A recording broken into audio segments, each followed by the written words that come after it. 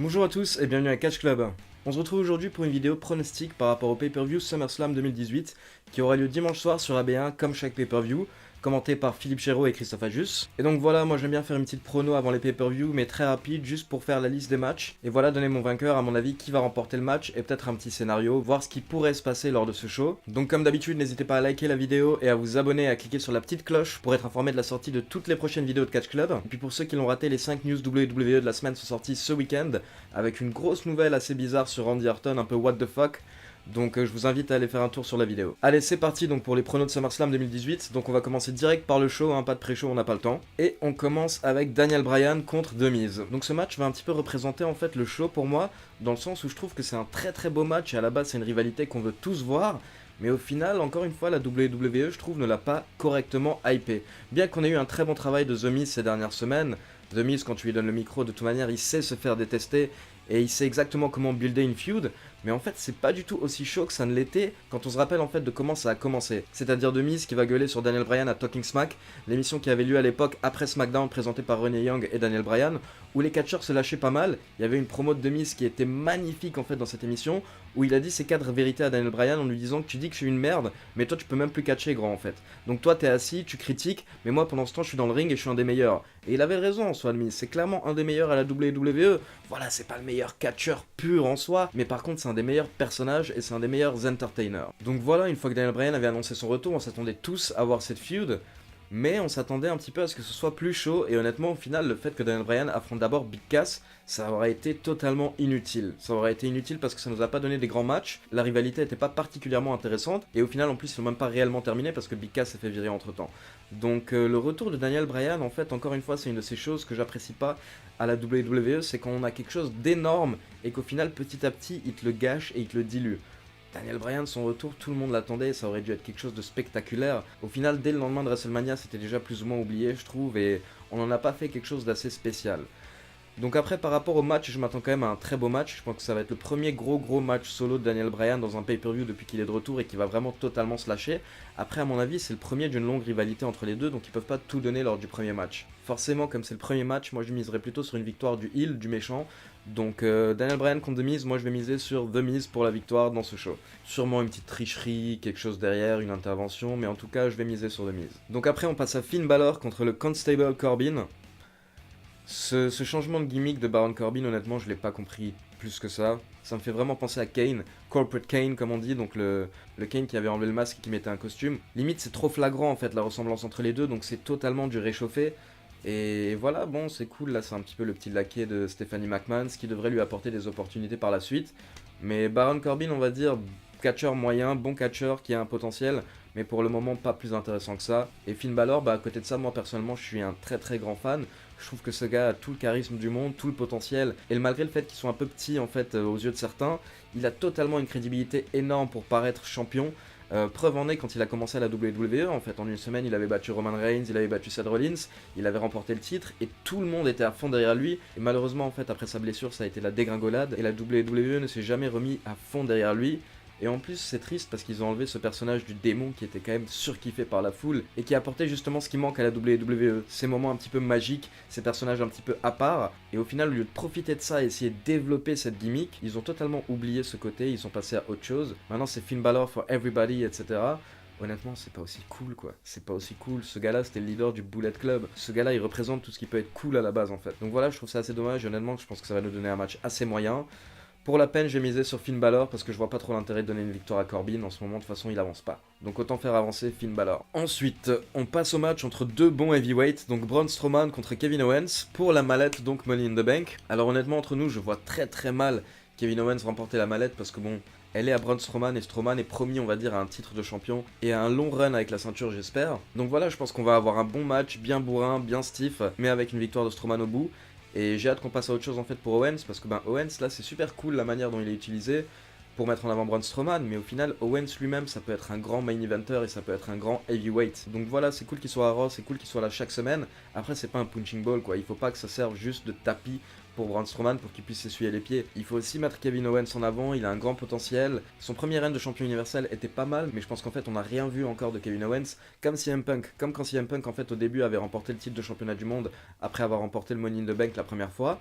Bah il était champion du monde, mais honnêtement on n'avait rien vu encore de CM Punk parce qu'il n'avait pas eu les bonnes rivalités et les bonnes feuds. Donc voilà, j'en attends beaucoup plus de Kevin Owens à la WWE et j'espère qu'il va avoir les rivalités pour nous montrer tout son talent. Alors après on passe au match pour le titre Cruiserweight entre Cedric Alexander contre Drew Gulak. Donc ça va être un des plus beaux matchs de la soirée normalement parce que chez les Cruiserweight à 205 Live il y a du très très bon catch. Et bon, j'aime beaucoup Alexander que j'avais pu voir justement à WrestleMania cette année ou encore à Paris quand il était venu en mai. Mais par contre je suis un très très gros fan de Drew Gulak parce que j'adore son personnage, j'adore sa manière de jouer. Drew Gulak c'est un gars qui est vraiment marrant. Il a exactement compris en fait ce qu'il devait jouer, il a exactement compris son personnage qui s'est créé lui-même, cette espèce de personnage un petit peu politique, très sérieux, tout le temps en campagne, qui est contre le high fly et qui est pour le retour à la lutte et qui en plus derrière va te démontrer ça dans le ring parce qu'il est très très bon dans le ring.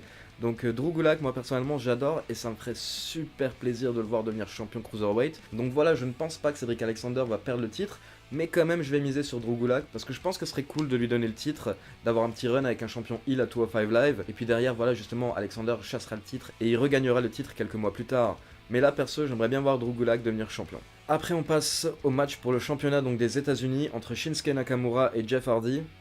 Encore une fois, normalement là on va avoir un très très gros match dans le ring parce qu'on a deux très gros talents. J'ai hâte de voir à quel point ils vont se lâcher et la qualité du match qu'on va avoir. Maintenant à savoir que moi j'ai enregistré cette vidéo prono lundi, donc avant Raw et SmackDown. Donc il est possible que le match soit changé et que par exemple Randy Orton soit inclus dans le match. Donc maintenant imaginons que ce soit un match avec Randy Orton aussi. Personnellement, je vois pas Randy Orton gagner le championnat des États-Unis actuellement parce que ça ne lui servirait à rien. Et Jeff Hardy vient juste de le perdre. Donc, sachant que Nakamura est avec son premier titre solo à SmackDown et qu'il est l'heure pour lui en fait de prouver réellement ce qu'il vaut et de se développer dans ce personnage de heel, moi je laisserai le titre à Nakamura pour le moment. Il commence à connecter un peu plus avec la foule justement à cause de ce côté méchant parce que bon, ça fait rire. Après, c'est toujours sur des très petites phrases et des très petites interviews. Donc, juste avec des interviews comme ça, le problème c'est qu'il arrivera jamais à réellement développer le personnage, sauf si à côté il a de très très grosses rivalités et de très très bon match dans le ring. Un match contre Jeff Hardy ou potentiellement contre Jeff Hardy et Randy Orton, ça peut être une occasion pour lui de briller vraiment et de montrer au monde ce qu'il vaut. Donc voilà, moi personnellement je mise sur Nakamura, laisser le titre à Nakamura et continuer de le pusher, continuer de le builder, comme ça par la suite quand il perdra le titre des États-Unis, il pourra de nouveau challenger pour le championnat du monde en fait, et enfin on aura un Nakamura champion du monde à la WWE qui peut montrer que vraiment c'est un des rois du catch et que c'est le king of strong style quoi au final. Ce gars là peut être une tête d'affiche pour la fédération s'il est bien utilisé. Donc voilà, il faut miser sur lui, il faut lui laisser le titre et il faut le mettre dans de bonnes rivalités. Après on passe au match entre Dolph Ziggler et Seth Rollins. Donc moi personnellement je fais partie de ces personnes qui comprennent pas du tout en fait l'association entre Ziggler et Drew McIntyre parce qu'on a deux upper mid-carders potentiellement main eventers, des personnes sur qui la WWE devrait miser en solo. Et là actuellement en fait McIntyre au final il sert pas à grand chose. Il est là, il est à Raw, il est mis en avant, mais bon ce gars devrait être beaucoup plus haut dans la carte en fait. Donc j'ai hâte de voir la fin de l'association en fait entre Ziggler et McIntyre déjà de 1. Après à côté de ça, Ziggler et Rollins normalement ça va nous donner un autre très très grand match à SummerSlam. Donc bon pour la peine ça fait déjà 2-3 matchs que je dis ça. Donc ça veut dire que logiquement sur le papier on a une belle carte. Moi c'est pas trop le niveau in-ring qui me fait peur, mais en fait c'est les rivalités qui sont trop molles je trouve. Il n'y a pas d'excitation pour ce SummerSlam, moi honnêtement c'est un des SummerSlam qui m'a le moins hypé ces dernières années. Parce que peu importe la plupart des résultats, en fait, ça change pas grand chose, j'ai l'impression. Et les rivalités m'ont pas du tout emporté, en fait, cette année. J'étais pas à fond dedans comme je devrais l'être. Donc après, c'est peut-être juste moi, n'hésitez pas à me donner votre avis dans les commentaires. Donc après, pour le match en lui-même, en fait, on peut s'attendre à différentes interventions. Soit justement Drew McIntyre, ou alors un retour potentiellement de Dean Ambrose. Parce que Ambrose est remis de sa blessure et devrait revenir sous peu, comme je l'avais précisé récemment dans une autre vidéo. Pour le match entre Ziggler et Rollins à SummerSlam, moi je laisserai le titre à Ziggler en ce moment, parce que je pense que la WWE veut passer à autre chose avec Rollins, en fait. Soit ils vont le remettre à la course du championnat par équipe avec Ambrose, ou alors ils vont l'envoyer en fait vers le titre de championnat du monde une fois que Lesnar sera parti parce qu'il faudra des adversaires pour le prochain champion. Donc moi je vois bien Ziggler gagner le match, avoir encore une ou deux petites rivalités pour le titre et après sûrement une grosse rivalité contre Drew McIntyre. Allez, on passe maintenant au match pour les titres féminins en commençant donc par le titre de SmackDown avec Carmella la championne qui défend donc contre Becky Lynch et Charlotte Flair. Honnêtement voilà, ça c'est un match dont j'ai pas grand chose à faire en fait parce que j'ai l'impression qu'il n'y a pas vraiment de rivalité quoi. Voilà, Carmella est là, elle est méchante, Becky Lynch attend d'avoir le titre depuis plusieurs mois, c'est la gentille un peu cool. Et Charlotte est entre deux. Charlotte c'est la grande championne qui veut reprendre son titre, mais à côté de ça elle veut pas non plus voler la star et voler la vedette à son ami. Mais à mon avis tout ça va mener rapidement à un heel turn de Charlotte. Charlotte elle est quand même pas mal quand c'est la méchante dans l'histoire, et je pense que justement il va y avoir une histoire entre Becky Lynch et Charlotte, ou Charlotte aura le rôle de la méchante. Donc moi je me dis que maintenant Carmella, ça fait quand même pas mal de mois qu'elle est championne. À mon avis, elle va garder le titre encore un mois, parce que là justement elle va jouer sur le fait que ce soit un match à 3. Il y aura une mésentente à un moment et en fait soit Charlotte va coûter la victoire à Becky, soit Becky va coûter la victoire à Charlotte, et Carmella va s'en sortir en volant le titre comme une très bonne heel, comme elle devrait le faire. Du coup moi je dirais que Carmella va remporter ce match, mais par contre à mon avis c'est sûrement son dernier mois avec la ceinture, et je la verrai bien perdre la ceinture très prochainement. Pourquoi pas par exemple lors du pay-per-view Evolution. Après je me trompe peut-être qu'elle va le perdre directement à SummerSlam, mais je pense pas. Je pense que là il faut encore lui laisser le titre à moi. Pourquoi pas une petite intervention aussi de James Ellsworth, je veux dire, ça fait toujours plaisir de le voir lui, et c'est dommage qu'il soit pas signé à plein temps à la WWE, donc moi ça me ferait plaisir que Ellsworth fasse une petite apparition par exemple à SummerSlam, intervienne et aide Carmella à conserver son titre. Donc pour le second match féminin et potentiellement le match qui m'intéresse le plus lors de ce show, donc c'est Alexa Bliss qui va défendre le titre de championne féminine de Raw contre Ronda Rousey. Ronda Rousey qui est clairement la star de la WWE depuis qu'elle est là. Elle, justement, la WWE a su conserver encore ce côté magique avec elle. À chaque fois qu'il y a une de ses apparitions, ça paraît encore spécial, et quand elle est dans le ring et qu'elle commence à se battre, on est tous là et on est omnubilés en fait par ce qui se passe. On est subjugués par son talent et on est tous très heureux, je pense, que de la voir dans un ring, et en plus se débrouiller aussi bien quoi. Elle fait très bien son travail, elle joue très bien son rôle, et elle est plus que crédible dans un ring. Donc Ronda Rousey, c'est actuellement un des éléments les plus attractifs de la fédération, et moi c'est une des raisons principales qui me pousse à regarder SummerSlam par exemple dimanche soir, parce que j'ai envie de voir s'ils vont lui faire enfin gagner le titre, ou si encore une fois ils vont repousser. Personnellement, moi depuis le début, j'ai l'impression que Natalya va trahir en fait à un moment Ronda Rousey, parce qu'elles font vraiment trop les meilleures copines et Natalya joue le jeu à fond. Donc pourquoi pas par exemple une intervention de Natalya dans le match pour coûter le titre à Ronda Rousey. Sinon je vois pas trop comment Alexa Bliss va s'en sortir. Peut-être Mickie James qui viendra l'aider, ou alors peut-être une alliée surprise, ou alors tout simplement elle va tricher. Mais je dirais que c'est encore trop tôt pour donner la ceinture à Ronda Rousey, parce que si on lui donne la ceinture tout de suite maintenant, mais en fait qu'est-ce qu'il lui reste à faire après pour le reste de sa carrière? Il faut que ce soit étape par étape, comme un livre, chapitre par chapitre en fait, pour que ça ait encore plus de goût au final quand elle touchera le titre et quand elle aura la ceinture. Donc moi pour le moment je lui donnerai pas le titre, limite à ce qu'elle gagne par disqualification à ce moment-là, mais pas une victoire clean. Donc bon, moi je vais miser sur Alexa Bliss qui conserve le titre. Après je saurais pas dire exactement de quelle manière, mais je pense que ça va être soit grâce à une intervention, du coup elle va gagner en trichant, ou alors justement à cause d'une intervention, elle va perdre par disqualification mais donc conserver son titre.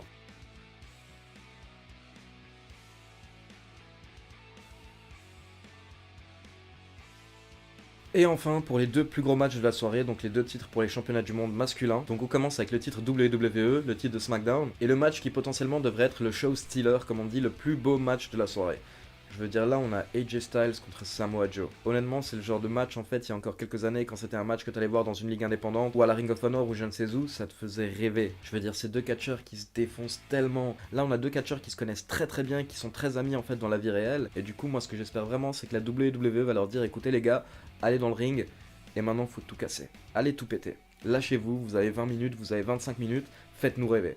Honnêtement, j'ai envie de rêver un petit peu en fait en regardant le show, parce que je rêve beaucoup moins en ce moment en regardant la WWE que quand je regarde la New Japan par exemple, parce que c'est beaucoup plus excitant, il y a beaucoup plus de magie, et tout est plus spécial, tout est mieux écrit. Donc voilà, j'aimerais vraiment voir quelque chose qui me fait rêver au moins une fois lors de SummerSlam 2018. Donc moi personnellement je compte sur Styles et Samoa Joe. J'espère qu'ils vont se mettre sur la gueule, j'espère qu'ils vont se démonter, j'espère qu'ils vont prendre des risques. Mais toujours, je veux dire pas des risques dangereux, mais en tout cas tenter quelques prises un petit peu qui sortent de l'ordinaire pour nous donner un match digne de SummerSlam. Un vrai main event, un vrai match pour le championnat de la WWE. Et qu'après le match on se dise putain ouais là j'ai regardé un gros pay-per-view, là je sais que j'étais à SummerSlam 2018. Donc voilà, moi j'attends un gros match de 1. Et deuxièmement, moi donc pour ce match je vais miser sur Samoa Joe. Je pense qu'il est temps de donner un titre à Samoa Joe, ça fait maintenant plus d'un an qu'il est à la WWE. Il était un champion NXT ultra dominant pour la courte période où il a été. Et ce gars là c'est un vrai monstre en fait. Je veux dire, moi je comprends pas les personnes qui disent que Joe c'est pas un monstre, ou alors Joe il fait pas peur, je sais pas quoi. Mais je crois que c'est des personnes qui ont pas suivi la carrière de Joe en fait. Joe depuis le début il est buildé comme étant un monstre. Ce gars là il mixe en fait le catch avec différents arts martiaux, du coup avec la MMA.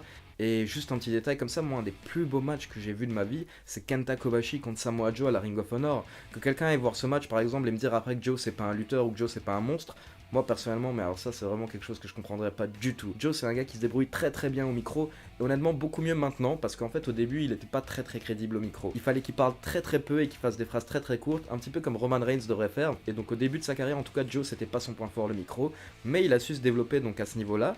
Et puis à côté de ça, par contre, c'est un monstre, je veux dire, physiquement. Ceux qui vont me dire qu'il est un peu gras ou je sais pas quoi, mais justement, c'est ça les vrais monstres, les gars. C'est les personnes qui ont même pas besoin d'être surmusclées, parce qu'elles savent que quoi qu'il se passe, si jamais il y a une bagarre, elles vont te mettre par terre et t'étrangler en 3 secondes.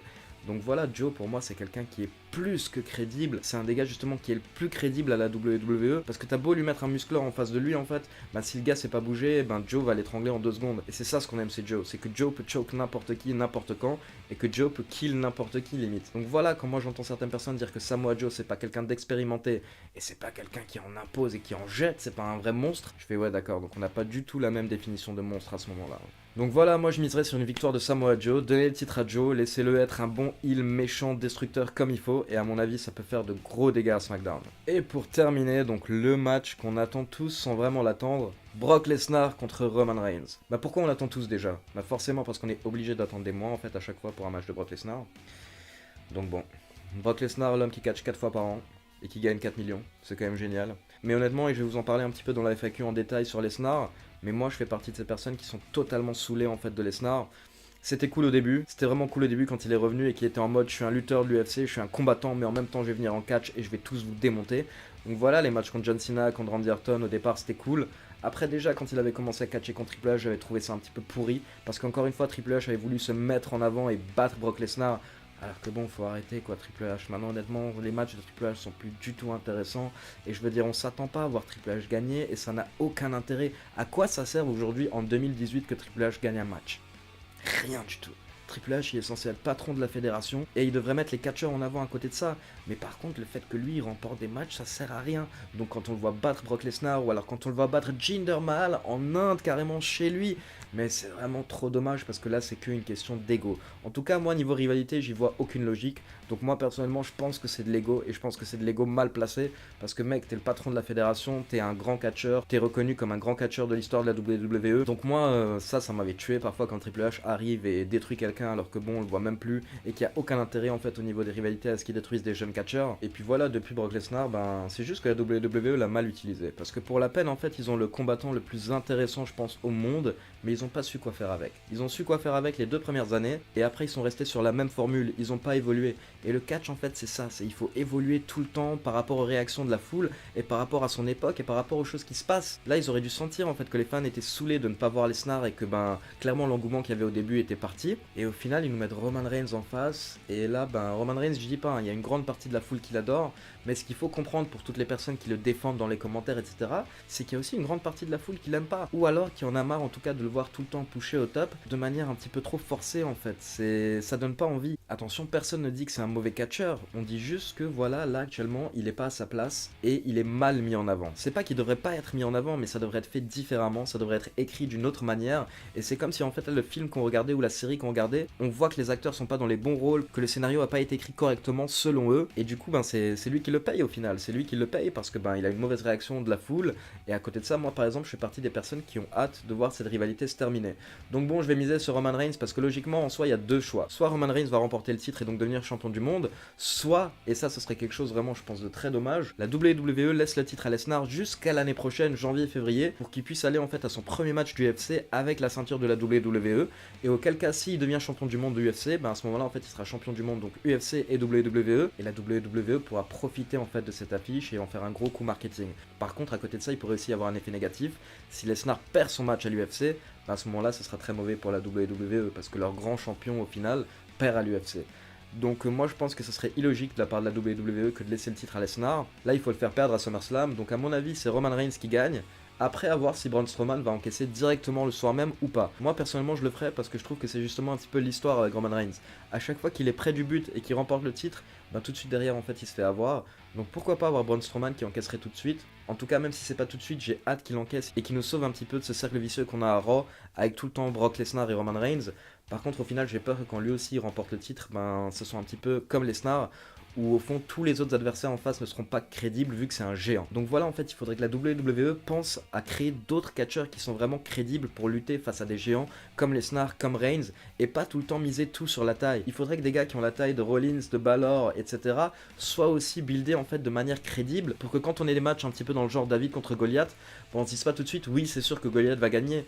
Non au contraire en fait il faut crédibiliser un petit peu tous les David, tous ceux qui sont plus faibles physiquement, qui apparaissent en tout cas plus faibles physiquement. Donc bon, victoire de Roman Reigns qui devient nouveau champion universel, et j'espère vraiment en fait qu'après ça on va passer à une nouvelle ère à Raw et que ça va redevenir intéressant. Déjà d'avoir le champion qui est toujours là ça va être cool, mais après honnêtement moi j'ai très peur d'un potentiel reign de Roman Reigns parce que là je le trouve pas intéressant. Donc en fait moi ce qui m'embête tout simplement c'est que quand les catcheurs sont pas intéressants, je me fais chier quand je regarde le show et j'ai pas envie de me faire chier quand je regarde le show. Le catch justement c'est ce qui me divertit. Et là actuellement je kiffe pas en fait quand Roman Reigns vient dire qu'il est le big dog etc. et qu'il bat tout le monde les uns après les autres. Bah je trouve pas ça très intéressant en fait. Si on compare ça à un scénario de film ou un scénario de série, c'est assez pourri ce qui se passe en fait actuellement. On n'est pas du tout dans des scénarios complexes je trouve avec des rivalités intéressantes et nouvelles. On est tout le temps en train de recycler la même chose et c'est tout le temps les mêmes personnes en fait qui sont au top. Donc honnêtement, moi actuellement ça me saoule un petit peu plus qu'autre chose. Et donc voilà, je demande même pas forcément à ce qu'on jette Roman Reigns ou quoi, je demande juste à ce que ça devienne plus intéressant. Qu'il rajoute un petit peu de piment dans les rivalités et que Reigns aussi lui essaie de faire évoluer son personnage. Parce que j'en ai marre de son excuse de oui, moi je suis moi et que vous m'aimiez ou que vous m'aimiez pas, etc.